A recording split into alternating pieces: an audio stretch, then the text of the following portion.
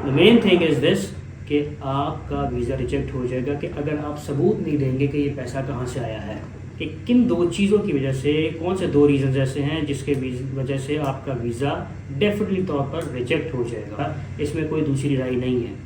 इस वीडियो को स्टार्ट करने से पहले मैंने लास्ट वीडियो बताई थी कि किस 3 चीज़ों की वजह से आपका वीज़ा गारंटी हो सकता है। कौन सा वीज़ा? UK visit visa.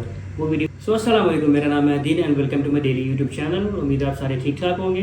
तो इस वीडियो में आज हम डिस्कस करेंगे कि किन दो चीज़ों की वजह से, कौन से दो रीज़न ऐसे हैं जिसके वजह से आपका वीज़ा डेफिनेटली तौर पर रिजेक्ट हो जाएगा। कि ये दो चीज़ अगर आप करेंगे तो जो मर्जी कर लें, जिस तरीके से भी आप उसे कंपनसेट कर दें, आपका ये वीज़ा रिजेक्ट हो ही जाएगा। इसमें कोई दूसरी राय नहीं है। इस वीडियो को स्टार्ट करने से पहले मैंने लास्ट वीडियो बताई थी कि किस 3 चीज़ों की वजह से आपका वीज़ा गारंटी हो सकता है। कौन सा वीज़ा? UK visit visa. वो वीडियो भी लास्ट में जाके देख लीजिएगा, आपके लिए काफ़ी फ़ायदेमंद चीज़ वो वीडियो साबित होगी। तो इस वीडियो में हम डिस्कस करते हैं कि कौन सी दो चीज़ें ऐसी हैं, कौन से दो रीज़न ऐसे हैं, कौन से दो पॉइंट ऐसे हैं जिसकी वजह से आपका वीज़ा रिजेक्ट हो जाएगा। लोग जितना मर्जी कहते रहें, ठीक है, कि स्टेटमेंट डलवा लो, ये कर लो, वो कर लो, आए बाएँ शाएँ बोलते रहेंगे, ठीक है, बट स्टिल आपका वीज़ा रिजेक्ट हो जाएगा। So the first thing is कि स्टेटमेंट में पैसे डलवाना। ठीक है, अब आप लोग कहेंगे स्टेटमेंट में पैसे डलवाने से वीज़ा से रिजेक्ट हो जाएगा। की पॉइंट याद रखिएगा। फर्स्ट की पॉइंट इज़ स्टेटमेंट में पैसे डलवाने से का मतलब ये है कि आपने खाली पैसे डलवाने नहीं हैं। कि आपने अगर यूके विजिट वीज़ा अप्लाई करना है तो आप उसमें 1 करोड़ 2 करोड़ 3 करोड़ जितने भी आपका पैसे हम डलवा लो। The main thing is this कि आपका वीज़ा रिजेक्ट हो जाएगा कि अगर आप सबूत नहीं देंगे कि ये पैसा कहाँ से आया है। लेट्स सपोज मैंने अपने दोस्त से पैसा उधार ले लिया, 1 करोड़ रखवा लिया, 50 लाख रखवा लिया, 60 लाख रखवा लिया यूके विजिट वीज़ा हासिल करने के लिए। तो अगर आपने उसका सबूत नहीं दिया कि भाई ये पैसा आपके अकाउंट में क्रेडिट कैसे हुआ, अगेन क्रेडिट कैसे हुआ, आपने इसका रीज़न नहीं दिया, आपने इसका सबूत नहीं दिया, तो keep this thing in mind. इसमें कोई दूसरी राय नहीं है, उन्होंने आपका वीज़ा रिजेक्ट कर देना है। क्योंकि या तो आपके पास सेकंड थिंग, अगर आपके पास टैक्स रिटर्न्स हो फिर तो ठीक है कि गवर्नमेंट आपके ऊपर पहले से चेक रखे हुए हैं कि भाई ये बंदे के पास पैसे यहाँ से आ रहे हैं, ये बंदा ये बिजनेस कर रहा है, ये यहाँ से इनकम जनरेट कर रहा है, वो एक सेपरेट टॉपिक है। बट लेट्स सपोज अगर आपको कोई स्पॉन्सर कर रहा है, ठीक है, अगर उसने सबूत नहीं दिया हुआ कि पैसा कहाँ से आया है तो आपका वीज़ा रिजेक्ट हो जाएगा। ये मोस्ट इंपॉर्टेंट थिंग है, इसमें कोई दूसरी राय नहीं है कि ये पैसा आपके पास कहाँ से आया। एग्जाम्पल और देता हूँ मैं आपको ताकि आपको क्लियर समझ आ जाए। लेट्स सपोज मेरा वीज़ा है, मैं अपनी बैंक स्टेटमेंट खुद बनाता हूँ, मेरे पास से 50 लाख अकाउंट में एंडिंग बैलेंस पड़ा हुआ है, जिसे हम क्लोजिंग बैलेंस नॉर्मली तौर पर कहते हैं कि 50 लाख पड़ा हुआ है। वो 50 लाख मेरे लिए ज़ीरो है जब तक कि मैं ये एक्सप्लेन ना करूँ कि ये 50 लाख कहाँ से आया है। फॉर एग्जांपल, मैं महीने की 1 लाख सैलरी, मेरी सैलरी शुरू हुई है 5 महीने पहले। लेट्स सपोज मैं 5 महीने पहले जॉब करना स्टार्ट की है, तो 1 लाख 1 लाख 1 लाख अगर आप खर्चा ना भी करें तो 5 महीने में आपके पास 5 लाख इकट्ठा होता है। ठीक है, दूसरी चीज़ ये है कि जब आपके पास 5 लाख इकट्ठा होता तो 50 लाख कहाँ से आया। 50 लाख इकट्ठा करने के लिए ऑब्वियसली आपके अकाउंट में कहीं ना कहीं से आपने पैसे लिए, या आपने कोई अपना एसेट सेल किया, गाड़ी सेल की, बाइक सेल की, प्लॉट सेल किया, शेयर सेल किया, कुछ भी किया, आपके अकाउंट में पैसे आए। ठीक है, अब जो चीज़ आपने, जिस तरीके से आपके पास ये पैसे आए हैं ना, आपने इसका सबूत देना है पैसे कहाँ से आए हैं। प्लॉट सेल हुआ, उसकी डीड लगानी है। शेयर्स आपने सेल किए थे, वो आपने सर्टिफिकेट देना। आपने गाड़ी सेल की थी, उसकी डीड देनी है। इससे साबित होता है कि ये पैसा मैंने किसी दोस्त से उधार नहीं लिया वीज़ा लेने के लिए, ये मैंने एक प्रॉपर अपना एक नॉर्मल काम कर रहा था, बीच में मेरा प्लान बन गया कि मैंने यूके विजिट वीज़ा में जाना।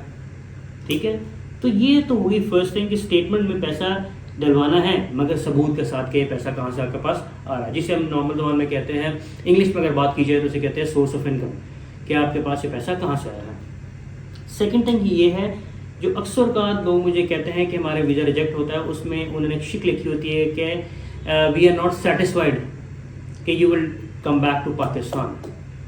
ठीक है, उसमें चीज़ें होती है कि रीज़न ना देना कि वापस कब आओगे। ठीक है, कि आपने उनको बताना भी है कि आपने वापस तो आना ही आना है, मगर आपने उनको एक प्रॉपर रीज़न देनी है, एक प्रॉपर स्टोरी यहाँ पर पाकिस्तान में बैठे बैठे बतानी है। ठीक है, अप्लाई करने में आपने लिखना है उसमें कि भाई वापस कैसे आएंगे। वो स्टोरी मतलब ये नहीं कि आपने ऐसे लिखना शुरू कर देना है। ठीक है, मतलब ये है कि आपने उनको अपने फैमिली टाइज बताने हैं कि भाई मेरे बीवी बच्चे यहाँ पर हैं, फाइनेंशियल टाइज बताने हैं कि भाई मेरा बिजनेस यहाँ पे चल रहा है, सोशल टाइज बताने हैं कि मैं दोस्तों के साथ बाहर घूमने जाता हूँ। इससे ये साबित होता है कि इसके जो कनेक्शन है ना अपने कंट्री के साथ, अपनी फैमिली के साथ, अपने बिजनेस के साथ, अपने दोस्तों के साथ, वो पाकिस्तान में ज़्यादा है। ठीक है, ये थोड़े से दिन के लिए टूर पे जा रहा है, लेट्स सपोज कि आप टर्की जाते हैं या कहीं भी घूमने फिरने जाते हैं, तो मैं यूके विजिट वीज़ा पे जा रहा हूँ। ठीक है, वो करने के बाद मैं 14-15 डेज़ या 1 महीने या 2 महीने जितने भी दिन का आपका टूर है कि you will definitely come back to Pakistan, इसमें कोई दूसरी राय नहीं है। ये 2 चीज़ें आपकी ऐसी हैं जिसकी बिना के ऊपर आपका वीज़ा 100% रिजेक्ट हो जाएगा अगर आप ये 2 चीज़ें उनको नहीं बताएंगे। और पाकिस्तानी के लिए तो बहुत स्पेशल चीज़ है।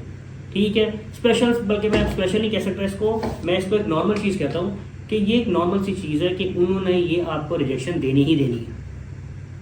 ठीक है, ये 2 चीज़ें ऐसी हैं। फर्स्ट थिंग क्या थी? फर्स्ट थिंग ये थी कि स्टेटमेंट में आपने अपने पैसे जो क्रेडिट किए हैं उसका सबूत देना, सोर्स ऑफ इनकम, कि भाई ये पैसा कहाँ से आ रहा है। सेकंड थिंग ये है कि आपने उनको ये कंफर्म करना है स्टोरी के ज़रिए, अपनी वर्डिंग्स के ज़रिए, you have to explain the UK embassy that you will definitely come back to Pakistan. ठीक है, उसमें कुछ भी हो सकता है, उसमें फैमिली टाइज हो सकते हैं, आपके बहन भाई यहाँ पर रहते हैं, आपके बीवी बच्चे यहाँ पर रहते हैं, तो भाई मैं उनको बीवी बच्चे को छोड़ के तो नहीं जा रहा। ठीक है, अपना एक थोड़ी सी हेक्टिक रूटीन है, उसके बाद मैं घूमने फिरने जा रहा हूँ, फिर मैं वापस आऊँगा। सेकंड थिंग ये कि भाई सोशल कनेक्शन है मेरे यहाँ पे, मैं दोस्तों के साथ हर हफ्ते, हर महीने बाद मैं बाहर घूमने फिरने जाता हूँ, मूवीज़ देखता हूँ, खाना शाना खाता हूँ, तो ये सोशल टाइज हो गए हैं। Third thing is financial ties, कि भाई मेरा बिजनेस यहाँ पर है, मैं जॉब यहाँ पर कर रहा हूँ, कुछ जो भी आप काम कर रहे हैं आपने उनको एक्सप्लेन करना है जॉब के ज़रिए, मतलब आपने पे स्लिप लगानी है। बिजनेस कर रहे हैं तो अपने बिजनेस के डॉक्यूमेंट्स लगाने हैं आपने। तो ये 2 चीज़ें हैं, अगर ये 2 चीज़ें अगर आप नहीं करते तो आपका वीज़ा कंफर्म है, अगर ये 2 चीज़ें करते हैं तो आपकी रिजेक्शन कंफर्म है।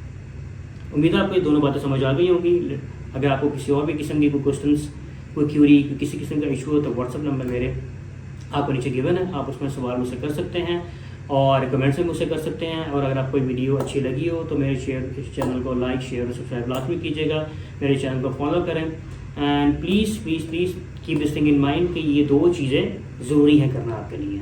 लास्ट वीडियो में मैंने यही बताया था कि वीज़ा गारंटी कैसे होता है, वो भी जाके देख लीजिएगा, उसका लिंक मैं ऊपर बता दूंगा, आप उसे चेक कर लीजिएगा।